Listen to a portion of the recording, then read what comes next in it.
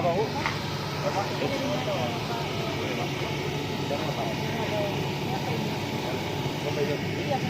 pakai musik bukan?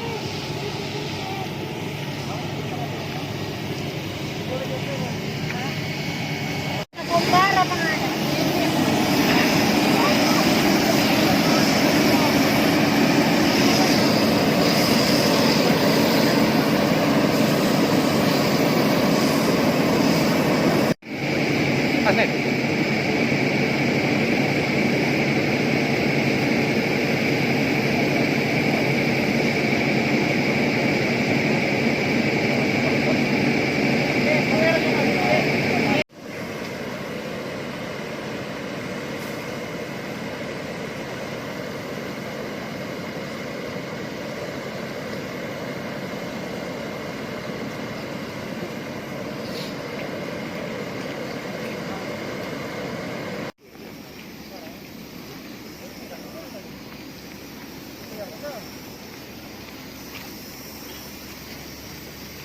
Hati-hati ya. Tunggu. Ini ya.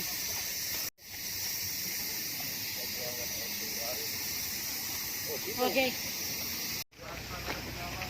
Ya.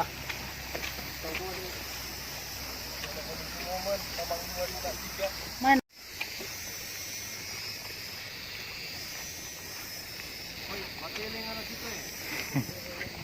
Bapak.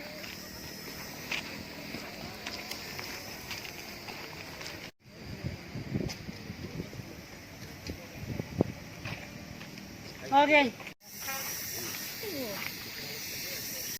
Kak, di situ juga. Ini Jo. Nanti Pak. Boleh 3 bulan kita di Palu Dang. Yang ini kan cuma Nggak usah ke sana, jangan sampai. mau cari dekatin sepeda begitu. Nanti ini Kak jelaskan tadi Dang. Kemudian kami dari pihak Masih kirim ya. Kalau usahanya DP kendaraan terjebak situ dia mau jaga, bukannya mau jaga DP diri. Kalau itu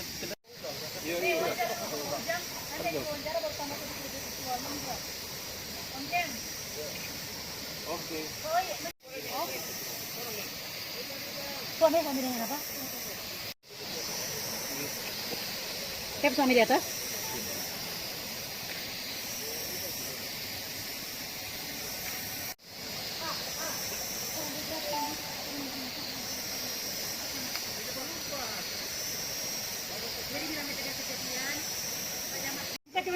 Sejak hujan.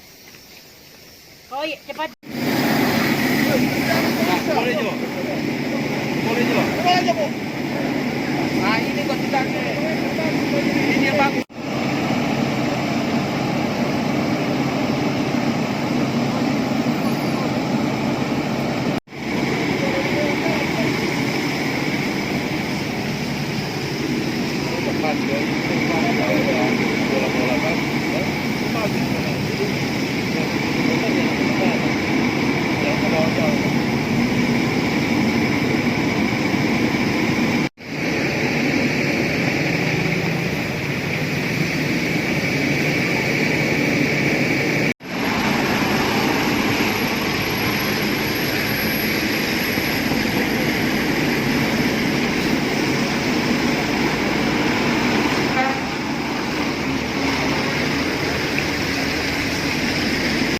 Seperti kondisi jalan ini terputus, ini namanya ruas Girian Likupang yang berada di Kelurahan Pindah Sungkulan, Kecamatan Ranowulu, Kota Bitung.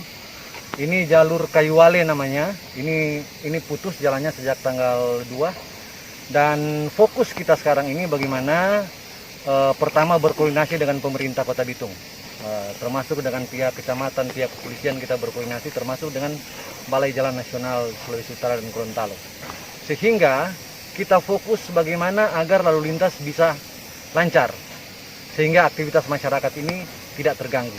Kita memberikan areal kita sebagai jalan alternatif di areal pertambangan, disekat untuk jaga keamanannya, jaga safety-nya dengan penjagaan 24 jam, termasuk penempatan rambu-rambu, sehingga masyarakat kita hindari agar tidak terjadinya insiden maupun eksiden. Kurang lebih ini sekitar 75 meteran ya kurang lebih. Nah, mengantisipasi terjadinya hal-hal yang tidak diinginkan, sejak tanggal 1 kita sudah tutup jalan ini kurang lebih 800 meter. Ini ujung-ujung ini kita tutup ke 2 jalur, dan yaitu tadi kita setelah berkoordinasi dengan pihak kepolisian, kecamatan, balai jalan, ini kita memindahkan trase jalan yang terputus ini, kita pindahkan ke area penambangan, area kita. Ya syukur sejauh ini sampai hari ini lalu lintas berjalan aman dan lancar. Jadi penyebabnya sendiri ini masih terus diinvestigasi. Yang pasti kalau ada yang katakan ini karena proses blasting, peledakan di tambang, ini jauh dari sini ya. Proses peledakan itu berada di kedalaman jauh dari sini dan itu terukur. Kemudian kalau ada juga yang bilang soal sungai, ini kita mendapatkan asesmen dari balai, dari pihak-pihak terkait mengenai sungai ini. Justru karena akibat longsoran terputusnya jalan ini, sungai itu tertutup dan di badan sungai dan air meluap ke pit kita. Itu tadi kurang lebih sekitar 75 meter, kurang lebih ya, kurang lebih. Sebelum betul-betul dia ambruk jalan ini, betul-betul jalan ini dia longsor, sejak tanggal 31 memang kita sudah persiapan alternatif. Setelah kita berkoordinasi dengan balai jalan, dengan pemerintah kecamatan, memang ini harus dialihkan. Dan puncaknya itu pada tanggal 2 pagi kita sudah alihkan seluruhnya. Jadi ketika dia terjadi ini sekitar jam 6, jam 7, pada jam 10 kita sudah buka jalan yang di sebelah sudah terbuka. Pasti ya kerugian ya, kita tidak beroperasi untuk pit yang namanya pit Araren, tidak ada operasi karena air masuk ke dalam pit. Ini butuh waktu penanganannya, recovery-nya juga butuh waktu cukup lama. Sampai saat ini kita belum dapat menaksir karena memang masih terus dilakukan. Kisaran belum bisa kita kasih kisarannya, belum, karena tapi ada dampaknya. Ya, pasti itu secara ekonomi sangat besar karena ini termasuk pit utama kita. Sejak kapan? Pit yang lain tetap beroperasi seperti biasa, yang di luar sini tetap seperti biasa, tetap berproduksi, tapi tidak mengambil materi dari sini. Kita masih punya penopang pit yang lain yang cukup mendukung kegiatan operasional put. Jarak pit Araren ya kurang lebih hampir 1 kilo ya, kurang lebih ya. Pit yang terdekat? Enggak, ini yang paling terdekat. Dengan lokasi ini ya? Iya. Saya sebagai camat tentunya sudah laporkan kepada Pak Wali Kota.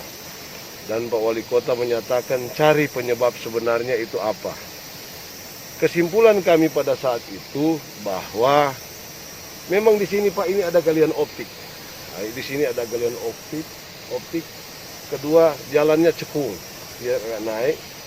Di situ memang pertama air tidak langsung meluap ke jalan, tapi dia mengikuti pinggiran jalan ini. Dan kedua, itu ada aliran sungai yang di bawah sekitar 20-30 meter dari itu. Jadi dugaan kami bahwa memang karena curah hujan yang cukup tinggi, sehingga air masuk ke galian optik, baru dia bablas ke bawah terus menutupi sungai Araren.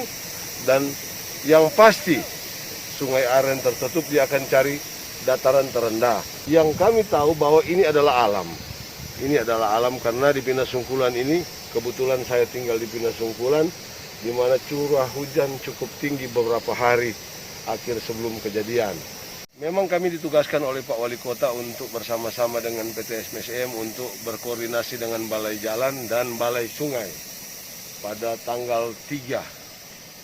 Dan seperti kita di lapangan memang ada perdebatan cukup alot, di mana Balai Jalan lebih menekankan ini bahwa sebenarnya ini ke MSM. Padahal kami dari pemerintah sangat bersyukur kalau tidak ada MSM, pengalihan jalannya itu karena utama kami sebagai pemerintah bagaimana masyarakat bisa berjalan, jalur ekonomi itu tetap berjalan. Jadi memang ada dua opsi pada saat pembicaraan di balai. Pertama, untuk memperbaiki jalan ini sudah tidak mungkin. Itu kita sepakat. Jadi apakah ada pengalihan jalan waktu itu Pak Presdir, pada sore hari juga Pak Presdir datang di tempat ini. Beliau bilang silakan kalau misalnya dari ini kita bantu MSM membantu dia langsung cutting tempat ini dengan memberikan lahan. Itu dari Presdi langsung karena dia sebagai sebagai pengganti jalan yang rusak. Tetapi dari Balai Jalan memang mengatakan bahwa perlu ada kajian lagi, investigasi lagi, maksudnya apakah ini pada saat pemindahan dia sudah bisa atau tidak. Dan untuk sementara menurut Kepala Balai bahwa ada langkah baiknya mungkin sekitar 1-2 bulan kita masih pakai jalan alternatif ini sambil cari jalan solusi yang terbaik dalam rangka mengalihkan jalan.